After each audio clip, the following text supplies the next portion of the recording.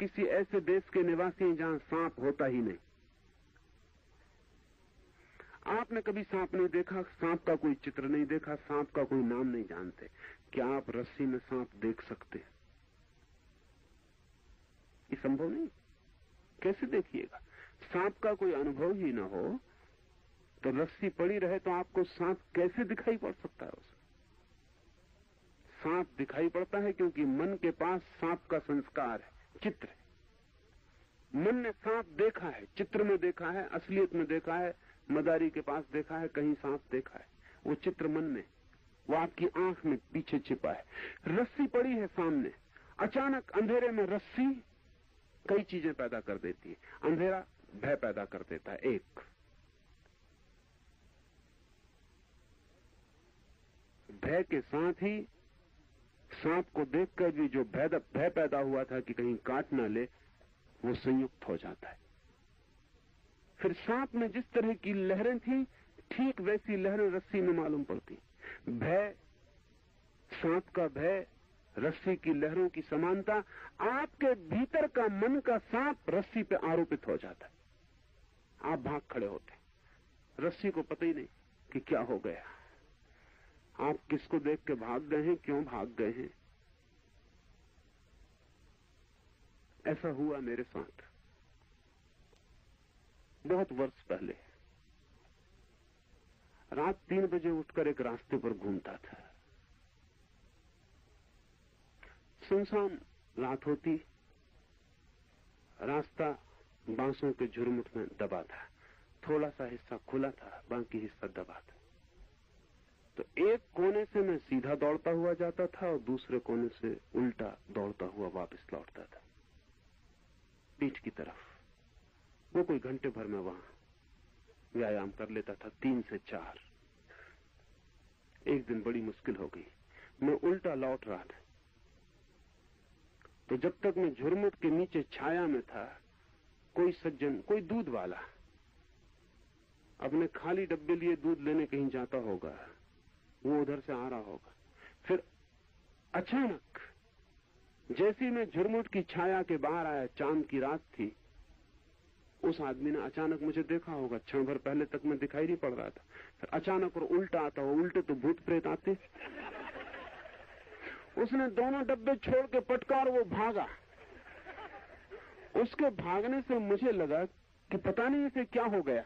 मुझे क्या पता कि मुझसे भयभीत होगा। मैं उसके पीछे भागा, तब तो उसने प्राण छोड़ दिए। मैं जितनी तेजी से उसके तरफ गया कि इसको क्या हो गया, मामला क्या है। मैं उससे कहा कि रुको, बात क्या है। इतनी तेज दौड़ मैंने नहीं देखी। फिर मुझे कुछ ख्याल आया कि मालूम मैं ही अकेला यहां हूं, मुझे देख के डर गया हूं। पास की एक होटल का आदमी भी जाग गया है इस शोरगुल को सुन के, डब्बों के गिरने को। तो उसको मैंने जाके कहा कि पता नहीं क्या हुआ। उसने कहा कि पता क्यों पूछ रहे हैं आप, मुझे पता है कि आप यहां उल्टे चलते हैं, तो मैं डर जाता हूं। तो नया आदमी होगा। मैंने कहा ये डब्बे रख लो, शायद सुबह आए। वो अब तक नहीं लौटा। जब भी मैं उस होटल के पास से फिर भी गुजरा हूं, कभी मैंने पूछा वो आदमी आया, वो आदमी आया ही नहीं। अब कोई उपाय नहीं उस आदमी को बताने का कि जो उसने देखा वो लगभग झूठ। कोई प्रेत था नहीं वहां, उसने देख लिया, लेकिन उसके लिए वो बिल्कुल सच था। नहीं तो इतना देर तक भागा नहीं रहता। हमारे भीतर मन है, उसका कोई अनुभव आरोपित हो गया होगा। हम जो देख रहे हैं वो वही नहीं है जो है, हम वो देख रहे हैं जो हमारी आंख हमें दिखा रही। तो हमारी आंख आरोपण कर रही है प्रतिपल, और हम न मालूम क्या क्या देख रहे हैं जो वहां नहीं है जगत में। ये पूरा जगत हमारी ही आंखों का फैलाव है। हम जो देखते हैं वो हमारा ही डाला हुआ है। पहले हम डालते हैं और फिर हम देख लेते हैं। पहले रस्सी में सांप डाल देते हैं, फिर देख लेते हैं, फिर बाघ खड़े होते हैं। ये सारा जगत ऐसा है। हम ही सौंदर्य डाल देते हैं किसी में, फिर मोहित हो जाते हैं, फिर पागल होकर घूमने लगते हैं। उपनिषद के ऋषि कहते हैं कि ये सारा जगत जो आदमी का देखा हुआ है लगभग झूठा है। लगभग कह के बड़ी मीठी बात कही है। वो ये कहा है कि बिल्कुल झूठा भी नहीं है, नहीं तो इतने लोग कैसे परेशान होते। इसमें कुछ तो सच्चाई है। रस्सी है इतना सच है, सांप नहीं है इतना झूठ है। रस्सी सांप से कुछ मेल खाती है ये सच है, लेकिन फिर भी रस्सी रस्सी है और सांप नहीं हो जाती है ये भी सच है। और इन दोनों के बीच में जो जगत बन गया है भय का, रस्सी में सांप को देख लेने का, वो मिथ्या है, वो माया है। जब तक ये मन बिल्कुल न हटा दिया जाए और जब तक हम सीधा न देख सकें, तब तक हम जगत के सत्य को न देख पाएंगे। जगत का सत्य देखते ही जगत विलीन हो जाता है और ब्रह्म ही शेष रह जाता है। अभी ब्रह्म बटा हुआ दिखाई पड़ता है, कहीं ब्रह्म पत्थर है और कहीं ब्रह्म वृक्ष, और कहीं ब्रह्म आदमी है और कहीं ब्रह्म स्त्री है। अभी ब्रह्म बटा हुआ दिखाई पड़ता है। अगर आंख के पीछे से सारा प्रोजेक्शन, वो जो आरोपण की व्यवस्था है, वो खो जाए, तो ये सारा जगत निर्विकार एक ही चेतना हो जाती, ये एक ही सागर हो जाता है, इसके भेद गिर जाते हैं। चिदात्मा दृष्टा, दर्शन तथा दृश्य आदि भावों से रहित है, निर्दोष है तथा प्रलय काल के समुद्र की तरह परिपूर्ण। वो जो भीतर साक्षी है, मन से मुक्त शून्य हो गया, वो जो चिदात्मा है, वहां कोई भेद नहीं। दर्शन, दृश्य, ये सारे भाव वहां खो गए हैं। न वहां कोई देखने वाला है, न कोई दिखाई पड़ने वाली चीज है। वहां सब द्वंद्व खो गया है। वहां सिर्फ एक चैतन्य का विस्तार है। उस विस्तार के लिए तुलना बड़ी मीठी दी है। कहा है प्रलय काल के समुद्र की तरह परिपूर्ण। हमारे जो समुद्र हैं वे कितने ही बड़े हों सीमित हैं, और कितना ही उनका विस्तार हो उनका किनारा है, और जिसका किनारा है वो अधूरा है क्योंकि कहीं बंधा है। छोटा तालाब छोटा सीमा से बंधा है, बड़ा सागर बड़ी सीमा से बंधा है, लेकिन छोटी सीमा और बड़ी सीमा में फर्क ही क्या है? सीमा सीमा है। आप कितनी छोटी जगह में कैद हैं कि कितनी बड़ी जगह में कैद है, इससे क्या फर्क पड़ता है? कैद कैद है। इसलिए उदाहरण में ये नहीं कहा कि सागर जैसा, कहा कि प्रलय काल के सागर जैसा। प्रलय काल एक पौराणिक चिंतना है कि जब सृष्टि लीन होगी तो सारी सृष्टि पानी में डूब जाएगी। सारी सृष्टि, कहीं भी कोई रत्ती भर जगह न बचेगी जो डूब ना गई हो। तो अगर प्रलय काल में जो सागर की अवस्था होगी उसमें फिर कोई किनारा नहीं होगा, क्योंकि किनारा का मतलब ही है कि जमीन अभी कुछ बाहर निकली हुई। किनारे का मतलब ही है कि जमीन अभी सागर के बाहर निकली, और जो जमीन बाहर निकली है वो सीमा बन जाएगी। तो प्रलय काल के सागर की भांति है वो साक्षी चेतना, उसका फिर कोई किनारा नहीं, फिर वो परिपूर्ण है, फिर कहीं उसकी कोई सीमा नहीं, फिर वो असीम है। लेकिन भेद गिरे तभी, जब तक भेद है तब तक सीमा है। और जिस प्रकार प्रकाश में अंधकार खो जाता है, विलीन हो जाता है, ये बड़ी अद्भुत बात कही। ऐसे ही अद्वितीय परम तत्व में भ्रांति का कारण विलय हो जाता है, वो अवयव रहित है, इससे उसने भेद कहा। जिस प्रकार प्रकाश में अंधकार लीन हो जाता है, बड़ी अनूठी सूझ है।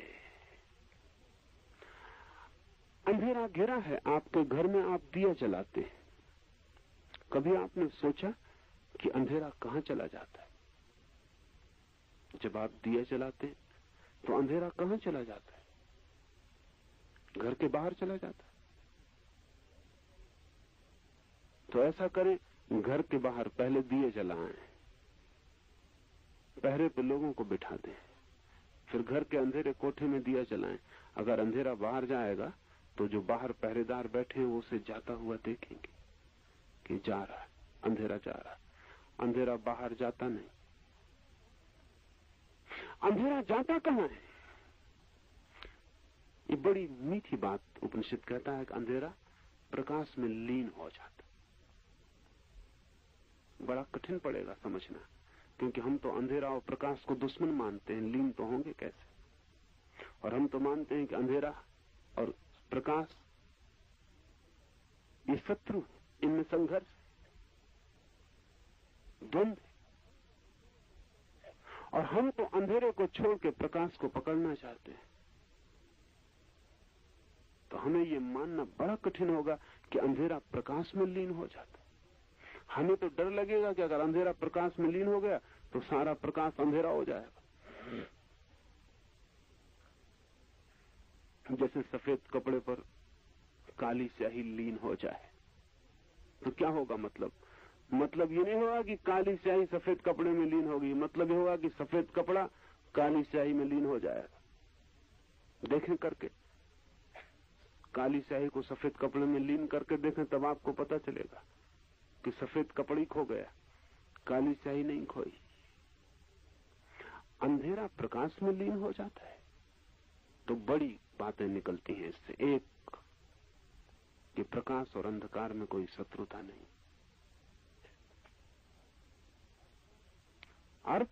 अर्थ हुआ कि संसार और मोक्ष में कोई शत्रुता नहीं,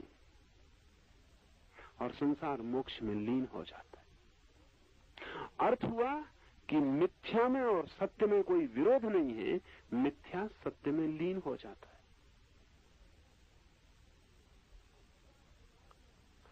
अंधकार प्रकाश में लीन हो जाता है, इसका यह अर्थ हुआ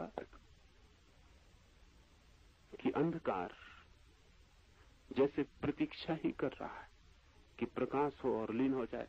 आपने कभी अंधेरे को ठिठकते देखा कि आपने दिया जला लिया और अंधेरा सोच रहा है कि लीन हो कि ना हो, कि विचार करें थोड़ा, कि फिर कल सोच के आएंगे कि संन्यास लेना है कि नहीं लेना है, कि अंधेरा लीन हो कि ना हो। सोचेंगे, विचार करेंगे। नहीं, वो सोचता नहीं। ऐसा लगता है जैसे तैयार ही खड़ा था, बस प्रतीक्षा थी कि तुम हो जाओ और मैं लीन हो जाऊं। इतनी भी देरी नहीं लगती, क्षण भर की भी देरी नहीं लगती। प्रकाश का होना और अंधेरे का लीन हो जाना युगपत हो जाता है, एक साथ हो जाता है। इसके अध्यात्म में क्या अर्थ होंगे? इसका अर्थ होगा कि जैसे ही भीतर प्रकाश जगता है, मन माया अपनी सारी स्थिति को लेकर एकदम से उस प्रकाश में लीन हो जाती, बचती नहीं, खोजे से नहीं मिलती कहीं। ये भी समझ में नहीं आता कि कल तक कैसे थी। जब आपको रस्सी में रस्सी दिख जाएगी तब आपको भी बड़ी कठिनाई होगी कि सांप एक क्षण पहले तक कैसे था और अब कहां चला गया था। आपको भी शक होने लगेगा कि मुझे कोई भ्रम तो नहीं हो गया कि मैं सोचता हूं कि था, क्योंकि हो कैसे सकता है। जो जाग जाते हैं उन्हें बड़ी कठिनाई होती है ये सोच के भी कि जगत है और हो सकता है।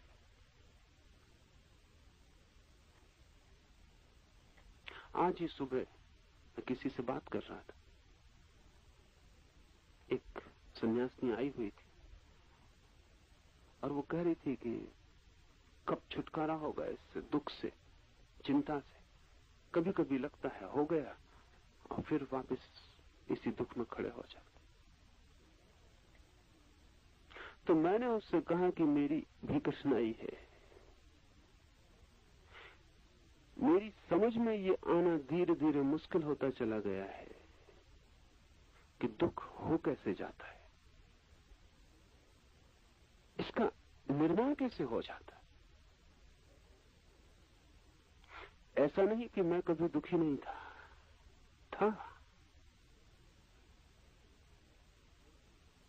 लेकिन अब मुझे वैसी ही तकलीफ होने लगी जैसे कभी दूर बहुत अतीत में रस्सी में सांप देखा हो। और अब ख्याल करें और मुश्किल हो जाए समझना कि रस्सी थी, सांप दिखाई कैसे पड़ गया था। और अगर अभी भी किसी को दिखाई पड़ रहा है तो बड़ी मुश्किल हो जाती। वो मुश्किल ये है कि आपके लिए जो बड़ा सवाल मालूम पड़ता है वो बिल्कुल सवाल नहीं मालूम पड़ता, और ऐसा लगता है कि कहां की व्यर्थ की बात उठाए लिए चले आ रहे हो। और ये कहना भी दुष्टता मालूम पड़ती है कि व्यर्थ की बात कह रहे हो, क्योंकि वो आदमी दुख पा रहा है, वो भाग रहा है, उसे सांप दिखाई पड़ रहा है। भागते आदमी से, छाती कपते आदमी से कहो कि क्यों भाग रहे हो, फिजूल की बातें कर रहे हो, रस्सी है सांप नहीं, तो वो और नाराज हो जाए। ध्यान रहे, बुद्ध, महावीर, कृष्ण, क्राइस्ट आपको जो बातें समझाते हैं उनकी तकलीफ का आपको अंदाज नहीं, क्योंकि जो बीमारी बिल्कुल नहीं है उसका वो इलाज बताते हैं। है ही नहीं बीमारी, मगर बीमार कपा जा रहा है, बीमार कह रहा प्राण निकले जा रहे हैं। तो मेडिकल साइंस में एक नाम है प्लेसबो, ऐसी दवाई को जो लगभग दवाई, प्लेसबो कहते हैं। प्लेसबो का मतलब वो दवाई है नहीं। तो ऐसी बीमारी में काम करते हैं जो बीमारी होती नहीं, लगभग बीमारी में लगभग दवाई। वो काम करती शक्कर की गोली। होम्योपैथी करीब करीब प्लेसबो है, कोई दवाई मवाई है नहीं, मगर बीमारी कहां है, इसलिए काम करती। कोई अड़चन नहीं, दवाई की जरूरत भी कहां है। असली बीमारी हो तो असली दवाई की जरूरत है। 100 में 90 बीमारियां नकली, आम बीमारियां भी। और नकली बीमारी में असली दवाई देना खतरनाक है, क्योंकि उससे दवाई के दुष्परिणाम होंगे। लेकिन ये जो अध्यात्म की बीमारी है, ये जो दुख और संताप की बीमारी है, ये जो संसार की बीमारी है, तो 100% झूठी है। मगर 100% झूठी कहना ठीक नहीं। बुद्ध कहें, शंकर कहें 100% झूठी है तो अपनी तरफ से ठीक कहते हैं। लेकिन ये जो अरब अरब जन उस बीमारी से ग्रस्त हैं, इन पे दया करके उनको कहना पड़ता है, लगभग राजी करना पड़ता है, आपको धीरे धीरे फुसलाना पड़ता है कि ये दवाई लेके देखो, वो दवाई लेके देखो, ये मंत्र पढ़ो, ये जप करो, ऐसा करो, वैसा करो। शायद दवाई लेते लेते बीमारी भूल जाए, या दवाई लेते लेते इतने परेशान हो जाएं दवाई से कि कहें कि दवाई भी फेंकते हैं और बीमारी भी फेंकते।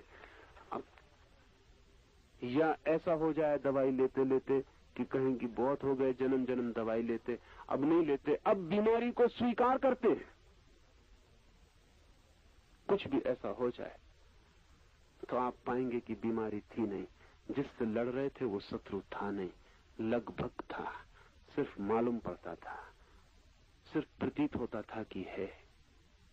इसलिए सभी धर्मों ने झूठे उपाय विकसित किए, और बुद्ध, महावीर और कृष्ण और क्राइस्ट से बड़ी झूठ बोलने वाले आदमी खोजना मुश्किल है। उसका कारण ये नहीं कि वो लोग झूठ बोलने वाले लोग हैं, उनसे ज्यादा सच्चे आदमी कभी नहीं हुए। लेकिन आपकी सारी बीमारियां झूठी हैं, और इन्हीं झूठे बीमारों के बीच चिकित्सा करने का जिनको काम पड़ता है, वो जानते हैं कि उन्हें क्या करना है। जो बड़े बड़े दर्शन शास्त्र निर्मित किए हैं इन ज्ञानियों ने, वो सब झूठ है। झूठ का मतलब लगभग झूठ है, वो सिर्फ आपकी बीमारी को काटने के लिए उपाय है।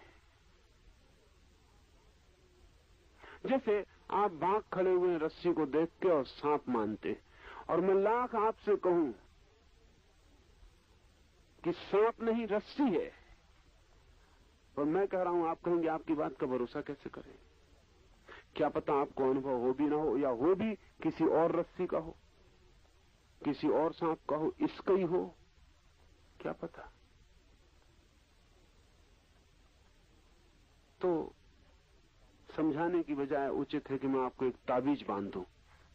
है रस्सी नहीं है, सांप ही है, मगर लो ये ताबीज। इस ताबीज के मुकाबले दुनिया का कोई सांप नहीं टिकता।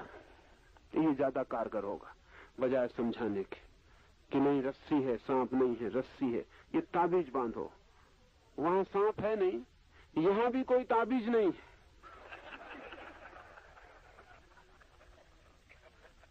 लेकिन ये ताबीज दम देगा, आपको ताकत आ जाएगी कि असली ताबीज है, बिल्कुल असली ताबीज है।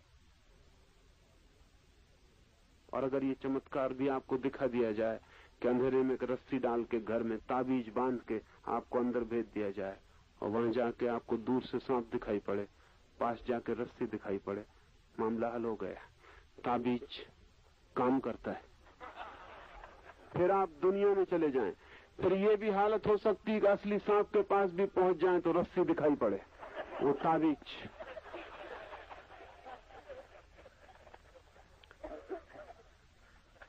आदमी का मन भास पैदा कर रहा है, वे भास आरोपित है। ये सारे भास भी उस परम सत्य में लीन हो जाते हैं। जैसे ही साक्षी का अनुभव होता है, सारा संसार जो भी फैलाव था वो सिमट जाता है और साक्षी में लीन हो जाता है, सीमा रहित, तट रहित सागर में। यह परम तत्व एक स्वरूप ही है, उसमें कोई भेद नहीं हो सकता है। सुसुप्ति अवस्था केवल सुख रूप है, उसमें भेद कब किसने देखा। ये आखिरी बात इस सूत्र में समझ लें। सुसुप्ति अवस्था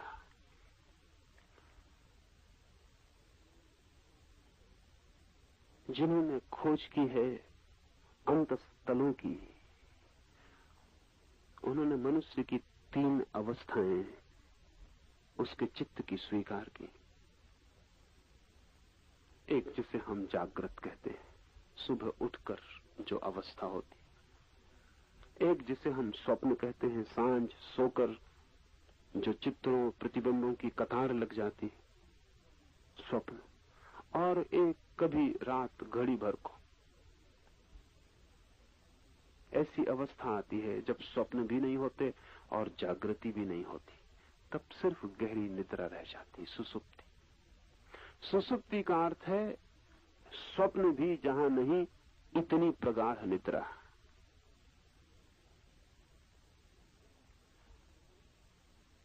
उपनिषद मानते हैं, नहीं कहना चाहिए जानते हैं,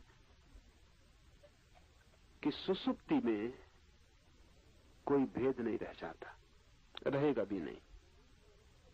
क्योंकि भेद जिस मन से उठते थे, जब आप जागते हैं तब भेद रहते हैं। आपका मकान है, पड़ोसी का मकान आपका नहीं है। आप गरीब हैं, पड़ोसी अमीर है। आप काले हैं, पड़ोसी गोरा है। 1000 भेद, सब तरह के भेद बने रहते, क्योंकि भेद मन निर्मित करता है। सपने में आपने एक मजेदार बात देखी होगी, सपने में भेद रहते हैं लेकिन भेद की रेखा खो जाती। इसे थोड़ा समझ लें।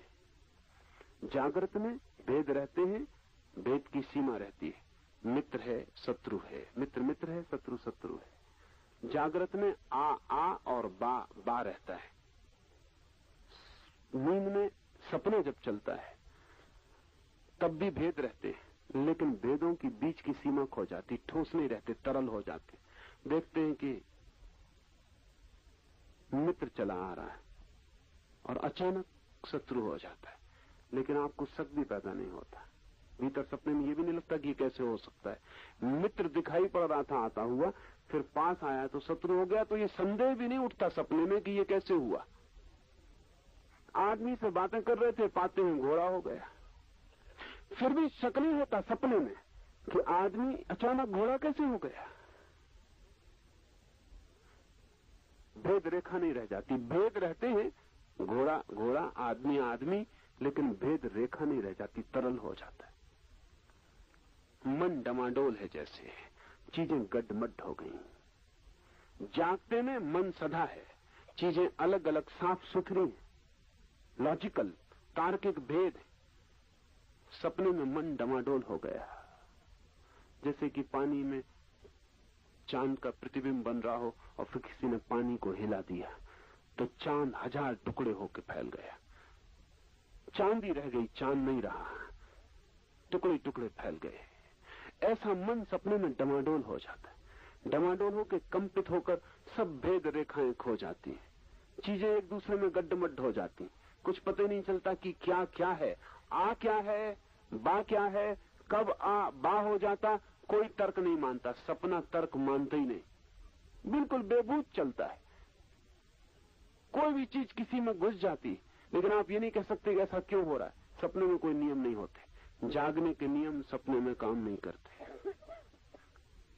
फिर तीसरी अवस्था है सुसुप्ति, वहां स्वप्न भी नहीं रह जाता। ध्यान रहे, जहां स्वप्न समाप्त होते हैं वहां मन भी समाप्त हो जाता है। जहां विचार नहीं रहे वहां मन भी नहीं रह सकता। जागने में मन होता है ठोस, सपने में मन होता है तरल, सुसुप्ति में मन हो जाता है वाष्पीभूत। ये 3 अवस्थाएं सभी चीजों की विज्ञान मानता है, लेकिन मन की भी ये 3 अवस्थाएं भारत में स्वीकार की। विज्ञान कहता है पदार्थ की 3 अवस्थाएं हैं, सॉलिड है, लिक्विड है, गैसीय है। पानी को बर्फ बना लो, ठोस हो जाता है, भाप बना दो, वाष्प हो जाता है। 3 अवस्थाएं हुई पानी की, भाप, पानी, बर्फ। जगत की सब चीजों की 3 अवस्थाएं, लेकिन भारत कहता है मन भी एक चीज है, एक पदार्थ है, उसकी भी 3 अवस्थाएं हैं। जागृत ठोस अवस्था है, स्वप्न तरल, सुसुप्ति वाष्पीभूत। मन वाष्प हो गया, मन रहा ही नहीं।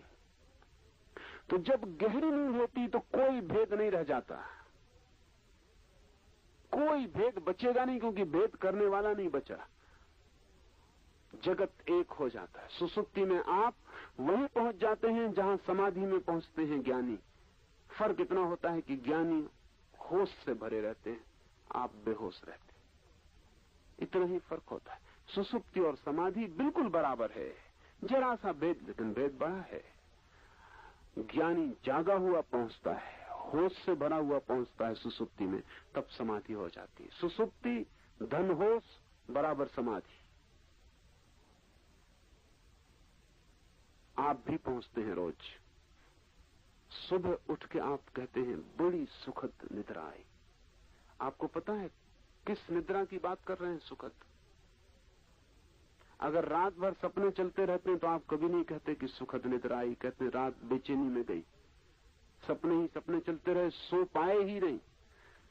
जितनी देर को सपने बंद होते हैं उसी देर को सुखद निद्रा आती, लेकिन जब आती तब आपको पता नहीं चलता कि सुखद आ रही, क्योंकि उतना पता भी आपको नहीं चल सकता नींद में, बेहोशी में।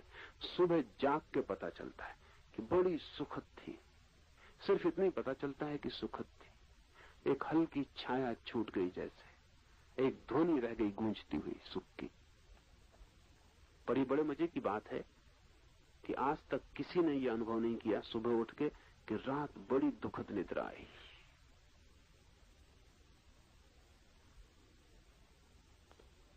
कभी कभी अनुभव किया कि कोई कहे सपने आए हों तो वो निद्रा थी नहीं, सुसुप्ति आई ही नहीं।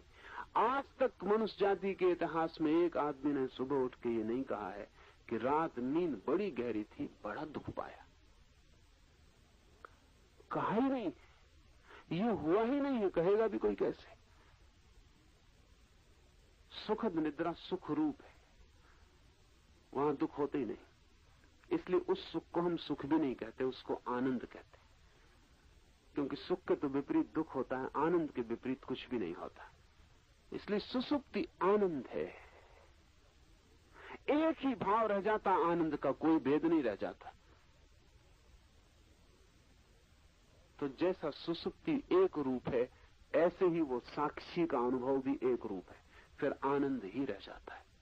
और जैसे प्रलय का सागर भरा हो, सीमा रहित, तटहीन, कोई किनारा नहीं, ऐसा सुख, ऐसा आनंद, और एक, कोई भेद नहीं।